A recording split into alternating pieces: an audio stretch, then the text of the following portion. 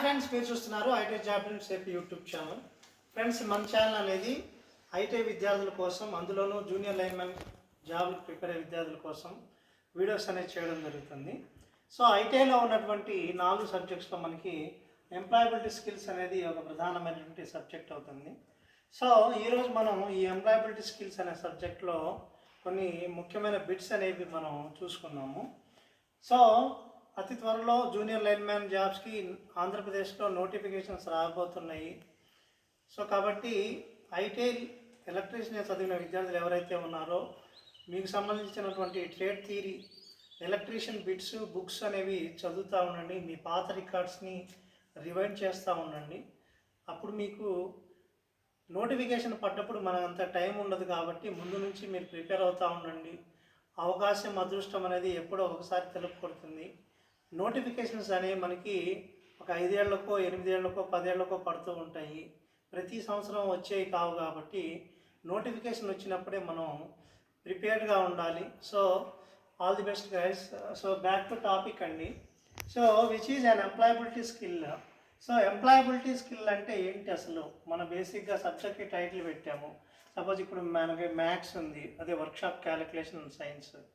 So అలాగే drawing అంటే drawing గీస్తాము, ట్రేడ్ థియరీ అంటే ఎలక్ట్రీషియన్ సబ్జెక్ట్. అలాగే మనకి which is employability skills. Employability skill అంటే ఏంటి అంటే మనకి ఎగ్జామ్లో ఇలా ఇస్తాడు, 4 ఆప్షన్స్ ఇస్తాడు. గుడ్ ఇంటర్వ్యూ స్కిల్స్ అనమాట. అంటే మనం ఇంటర్వ్యూ స్కిల్స్ కనుక బాగుంటే కనుక మనకి దాన్ని ఎంప్లాయబిలిటీ స్కిల్ అంటారు. అంటే మన యొక్క డ్రెస్సింగ్ స్టైల్ కావచ్చు, మన యొక్క భాషా విధానం కావచ్చు, అదేవిధంగా వే ఆఫ్ ప్రజెంటేషన్ కావచ్చు. ఇవన్నీ కూడా మనకి గుడ్ ఇంటర్వ్యూ స్కిల్స్ కిందకు వస్తాయి. అలాగే good communication skills. Good communication skills అని చెప్పాను కదా, అంటే భాషా విధానం, మనం మాట్లాడే భాష కావచ్చు, ఇంగ్లీష్ నాలెడ్జ్ కావచ్చు, మనం చేసేటువంటి బాడీ పోస్చర్, బాడీ లాంగ్వేజ్ కావచ్చు. ఇవన్నీ కూడా మనకి ఎంప్లాయబిలిటీ స్కిల్స్ కిందకు వస్తుంది. అలాగే డిజిటల్ స్కిల్స్ అనమాట. సో డిజిటల్ స్కిల్స్ అంటే మనకి కంప్యూటర్ నాలెడ్జ్ అని చెప్పేసి నేను ఆల్రెడీ గత క్లాసుల్లో చెప్పాను. సో డిజిటల్ స్కిల్స్ అన్నా కంప్యూటర్ నాలెడ్జ్ అన్నా ఒకటే. సో కంప్యూటర్ నాలెడ్జ్ని మనకి డిజిటల్ స్కిల్స్ అంటాము. సో మనం ఎంప్లాయబిలిటీ స్కిల్స్ అంటే ఈ 3 కూడాను ఎంప్లాయబిలిటీ స్కిల్స్ కింద వస్తాయి కాబట్టి ఎగ్జామ్లో ఆల్ అనేది రైట్ ఆన్సర్ అవుతుంది. ఒకవేళ ఈ 3లో ఒకటే ఆప్షన్ ఇచ్చి మిగతా ఏదైనా ఇర్రిలవెంట్గా ఇస్తే కనుక ఈ 3లో ఒక ఆప్షన్ అనేది మనకి రైట్ ఆన్సర్ అవుతుంది.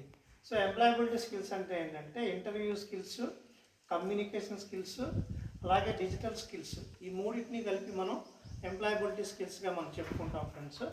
సో అలాగే ఎంప్లాయీ ఈ సమ్మన్ హూ డాష్. ఎంప్లాయీ అనేవాడు ఎవరు అంటున్నారు. ఎంప్లాయీ అంటే ఎవరు? తెలుగులో ఎంప్లాయీ అంటే ఉద్యోగి. సో ఎంప్లాయీ అంటే ఉద్యోగి, అంటే ఉద్యోగి అంటే ఎవరు? సో ఉద్యోగి అంటే ఎవరయ్యా అంటే someone works for salary. So ఒక జీతానికి పనిచేసే వ్యక్తిని మనం ఏదైనా ఒక కంపెనీలో జీతానికి పనిచేసేటువంటి వ్యక్తిని మనం ఎంప్లాయీ అంటారు. అంటే ప్రపంచంలో ఎవరైనా సరే జీతానికే పనిచేస్తారు. ఎందుకంటే వాళ్ళకి ఎండ్ ఆఫ్ ది డే వాళ్ళకి ఫైనాన్షియల్ ఇష్యూస్ ఉంటాయి. డబ్బులు అవసరం బతకాలంటే, వాళ్ళ గ్రోసరీస్కి కావచ్చు, వాళ్ళ పిల్లల చదువులకు కావచ్చు, చాలా విషయాలకి డబ్బులు కావాలి కాబట్టి ఎవరైనా సరే జీతానికి పనిచేస్తారు. ఎక్సెప్ట్ ఎంటర్ప్రీనియర్స్ అనే వాళ్ళంటే వాళ్ళు కంపెనీలు, కాలేజీలు, వ్యవస్థలు వాళ్ళు స్థాపిస్తారు. వాళ్ళని ఫౌండర్స్ అంటారు, అలాగే ఎంటర్ప్రీనియర్స్ అంటారు. వాళ్ళు బిజినెస్ మ్యాన్ల కిందకు వస్తారు. సో జీతాలు ఇచ్చే వాళ్ళని బిజినెస్ మ్యాన్ అంటారు, జీతాలు తీసుకునే వాళ్ళని లేదా జీతాల కోసం పనిచేసే వాళ్ళని ఎంప్లాయీ అంటారు. So employee is someone who takes salary అనమాట, వర్క్స్ ఫర్ శాలరీ. తర్వాత if you learn something online, ఇక్కడ మీరు ఏదైనా విషయాన్ని ఆన్లైన్లో కనుక నేర్చుకుంటే then it is called. So దాన్ని ఏమంటాము అంటున్నారు. If you learn something online then it is called dash. ఈరోజు మనకి ఐటీ సిలబస్లు మనం ప్రిపేర్ అవ్వడానికి, చదువుకోవడానికి కేవలం క్లాసులకు వెళ్ళి కూర్చొని చదవాల్సిన అవసరం లేదు. అంటే మేము ఐటీ చేసిన రోజుల్లో గత 10-15 ఏళ్ల క్రితం అయితే కనుక ఎక్సెప్ట్ మాకు సార్లు, బోర్డు, కాలేజీ తప్ప వేరే సోర్స్ అనేది ఉండేది కాదు చదువుకోవడానికి. సో ఈరోజు అలా కాదు, మనకి భారత్ స్కిల్స్ అనేటువంటి వెబ్సైట్ వచ్చేసింది. సో ఈ భారత్ స్కిల్స్ అనే వెబ్సైట్ ద్వారా మనం ఐటీ సబ్జెక్టులన్నింటినీ కూడా మనం మెటీరియల్ డౌన్లోడ్ చేసుకోవచ్చు, దానికి సంబంధించిన బిట్స్ డౌన్లోడ్ చేసుకోవచ్చు. అదేవిధంగా ఆ క్లాసుకు సంబంధించినటువంటి యూట్యూబ్ లింక్స్ ఉంటున్నాయి. ఆ లింక్స్ క్లిక్ చేసి మీకు నచ్చిన భాషలో ఆ విషయాన్ని చదివే అవకాశం ఉంది, వీడియో చూసి తెలుసుకునే అవకాశం ఉంది. కాబట్టి మనకి ఏదైనా మనం ఒక విషయాన్ని ఆన్లైన్ ద్వారా నేర్చుకున్నట్టయితే దాన్ని మనం ఈ లెర్నింగ్ అంటాం ఫ్రెండ్స్. సో ఈ లెర్నింగ్ అంటే ఏంటంటే ఆన్లైన్ ద్వారా మనం కోర్సులు కనుక నేర్చుకున్నట్టయితే, ఏదైనా విషయాన్ని మనం నేర్చుకున్నట్టయితే దాన్ని ఈ లెర్నింగ్ అంటారు. ఉదాహరణకి మీకు ఓమ్స్ లా తెలియదు అనుకుందాం. సరే, ఓమ్స్ లా అని గూగుల్లో ఓమ్స్ లా అని చెప్పి కొడితే మీకు దానికి సంబంధించినటువంటి డెఫినేషన్ వస్తుంది, తెలుగులో వస్తుంది, ఇంగ్లీష్లో వస్తుంది.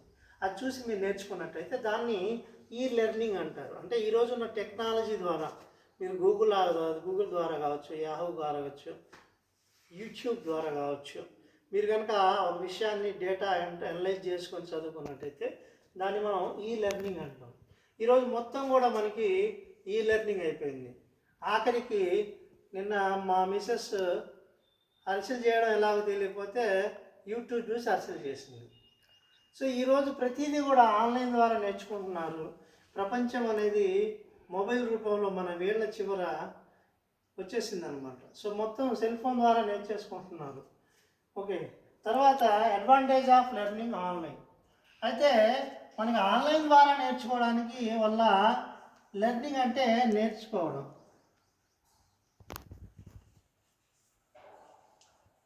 సో ఆన్లైన్ ద్వారా నేర్చుకోవడం వల్ల మనకి ఏంటి లాభం అంటే, మనం లెర్న్ ఎనీథింగ్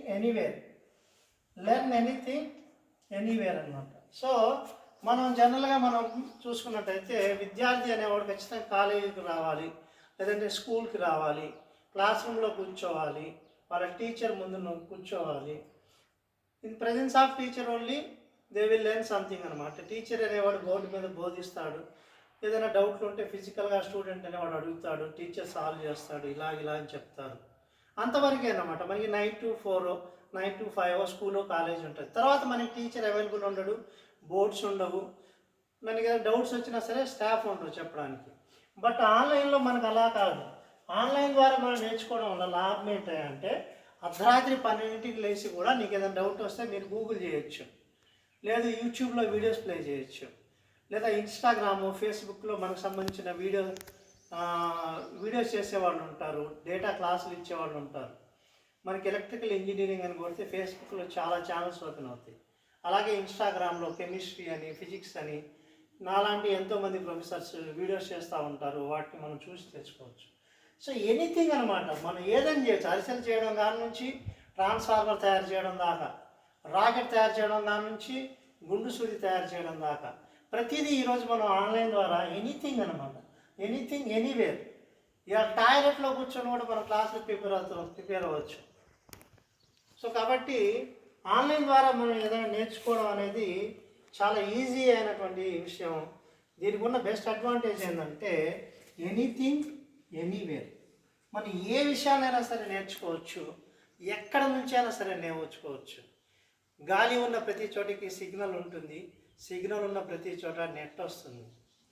మీరు చూస్తున్నారు IT job links AP YouTube channel. This is Gopinayak signing off.